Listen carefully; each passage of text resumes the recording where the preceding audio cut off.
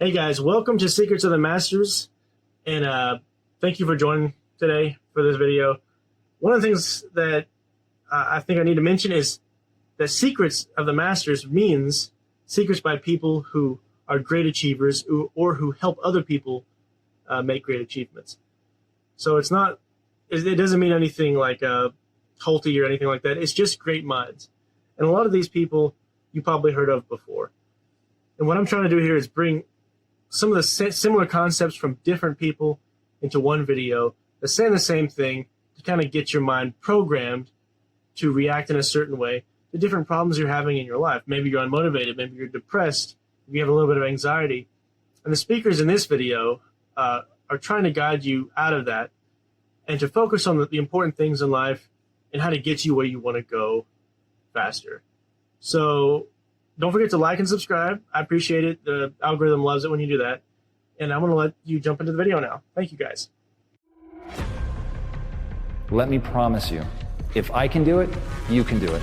Too often people look at me as the after picture and they don't realize just how much I had to crawl through, including low self-esteem, massive insecurities, crippling anxiety. At one point, I couldn't even tell a story in front of 5 people in my own family because my voice was shaking. I was so freaked out. And right now I'm around 1, 2, 3, 4, 5, 6, 7. Looks like we have about 7 people in this room. I routinely speak in front of massive crowds, and all of that was a process.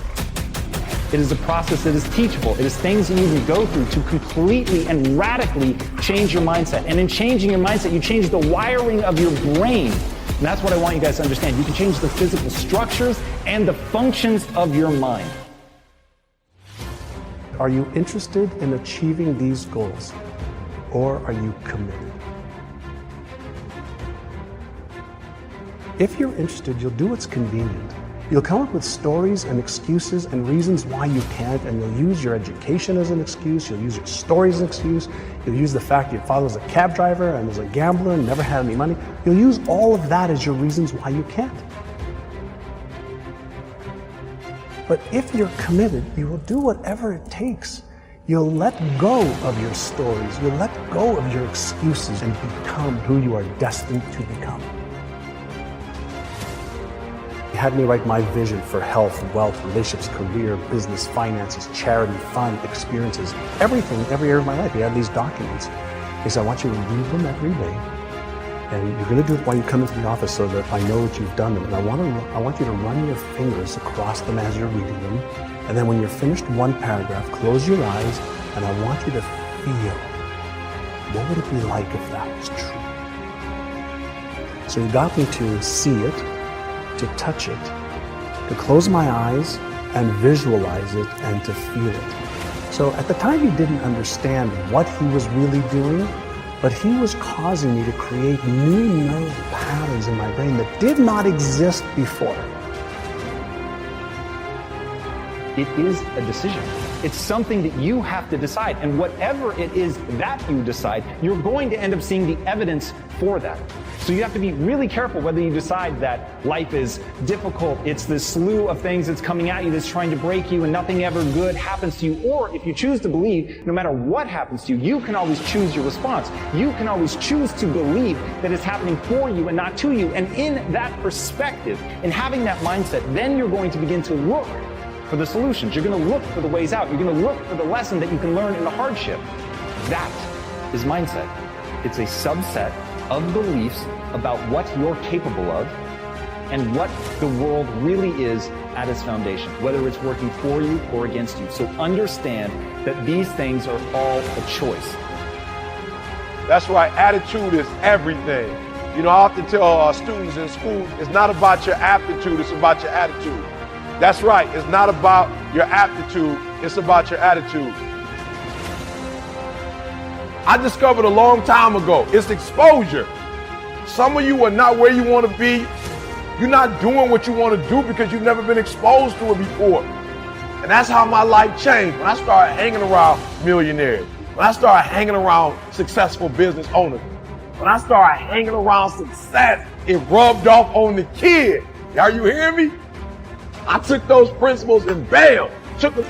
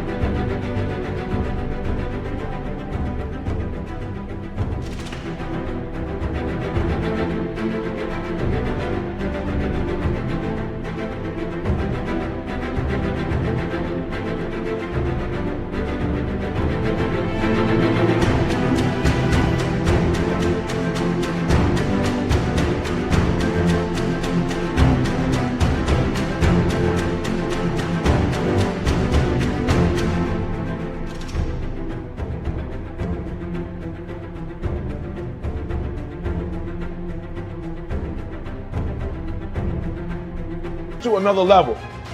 Because I got to get you to go from behavior to mentality. Because I told you before, I've studied great people, millionaires and billionaires and people who succeed in what they do. And I realized that the difference is it's not a behavior. It's not something that they do. It's not something that they get to when they want to. It's not a feeling. Some of y'all, for real, you still on feelings.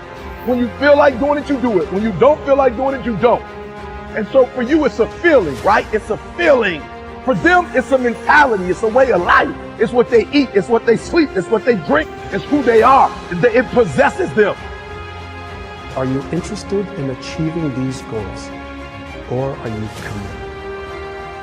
You'll use the fact your father was a cab driver and was a gambler and never had any money. You'll use all of that as your reasons why you can't.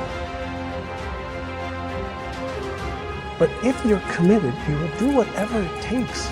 You'll let go of your stories. You'll let go of your excuses and become who you are destined to become. Just as a mentality, like you gotta live this, you gotta eat this, every single thing you do. It's a mentality. Okay, so what do I mean? Going to the next level is about the W, the O, the R, and the K, baby. It's about work. No, I'm not talking about location. I'm talking about giving 120%. When you go to work this week, I need you to do yourself a favor. I need you to put all your heart, all your mind, and all your soul into it. All right, so watch this. 3 things. Work.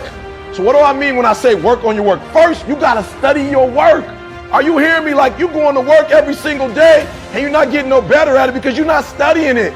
Like literally, you gotta study your own work. I don't know if you play football or basketball. If you a teacher, look, if you a teacher, get you a camera and put it in the room. Stop letting the principal study your work. Stop letting the assistant principal, stop letting the administrator study your work. You should be studying your own work. You should be your own performance coach. You should be looking at what you do, how you do it, when you do it, why you do it. You should study your work. Number 2, listen to me. We're taking it to another level. I critique your work. All right. I'm talking about examine it, measure it. So what I want you to do is from day to day, from week to week, from month to month, from year to year, I want you to critique your work. If you think and you believe and you emotionalize and visualize and you create your plan for how am I actually going to achieve this? So what do I need to do? When am I going to do it? How specifically? How am I going to tweak it, measure it, and iterate it so that I'm consistently making progress? I learned the value of progress versus perfection. None of my mentors ever had me focus on perfection. They had me focus on progress to just keep getting better. Little incremental gains every day, every week, every month, every quarter. And even when you move backwards a couple of steps, what's the progress that you made in what you learned? So I was taught that failure is an opportunity to learn. And I was also taught to disassociate me being a failure from failure. I'm my greatest critic.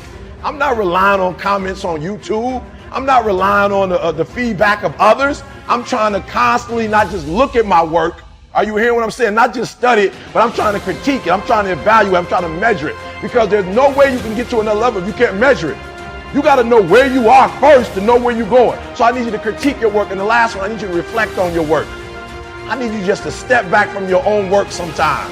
Just step back from your work and reflect on it. Like just really think about it, right? Think about how you do what you do. 120%. Give it all you got. Because often in life, you will never get to the next level. Listen to me, you will never get to the next level just off talent. A lot of it has to do with attitude. So I don't care if you don't like your boss. I don't care if you don't like your job. When you go to work this Monday, Tuesday, Wednesday, Thursday, Friday, give it 120%. The W, the O, the R, the K. I need you to upgrade your work. I'm talking about all your soul, all your heart, and all your might. When mentally you want it, in your spirit, in your soul, when you want it, it will happen.